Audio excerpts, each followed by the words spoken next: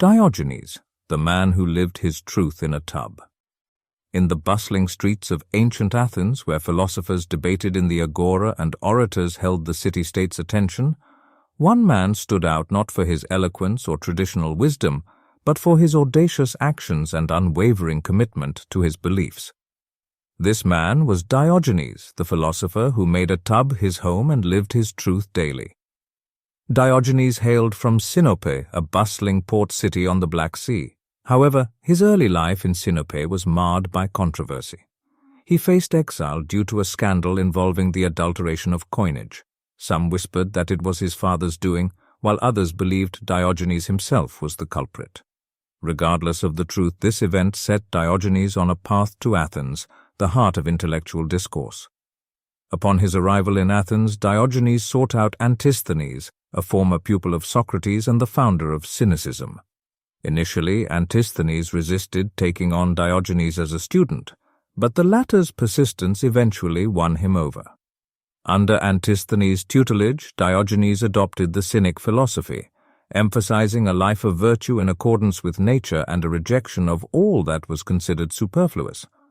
While most of Athens' elite lived in grand homes adorned with art and luxuries, Diogenes chose a different abode, a ceramic tub. Situated in the Matroon, this tub became both his home and a symbol of his philosophy. For Diogenes, the tub represented a life free from societal constraints and material desires. It was a daily reminder of his commitment to simplicity and a challenge to the Athenians' obsession with wealth and status. Diogenes' actions often bordered on the scandalous, but they were always rooted in his philosophical beliefs. He would stroll through Athens during the day with a lantern, claiming to be searching for an honest man, highlighting the moral corruption he saw around him. On another occasion, he saw a child drinking water with his hands and promptly threw away his own cup, realizing he had been carrying something superfluous. His interactions with other philosophers, especially Plato, were filled with sharp wit and challenges. Diogenes often critiqued Plato's abstract philosophical concepts with grounded practical demonstrations. Their differing views on the definition of a man, Plato's being abstract and Diogenes's being tangible, highlighted the gulf between their philosophies. One of the most legendary tales of Diogenes is his encounter with Alexander the Great. The young conqueror, having heard of the philosopher's reputation, approached him as he was sunning himself. Alexander offered to grant Diogenes any wish, expecting perhaps a request for wealth or a position of power. Instead, Diogenes simply responded, "Move out of my sunlight." This interaction epitomized Diogenes' indifference to power and material wealth. Diogenes' life took another unexpected turn when he was captured by pirates and sold as a slave. When asked about his skills during the sale, he boldly proclaimed he could govern men and advised the auctioneer to sell him to someone in need of a master.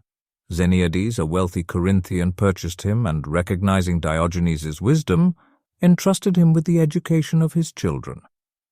In Corinth, Diogenes continued his philosophical pursuits, living with Xeniades' family until his old age.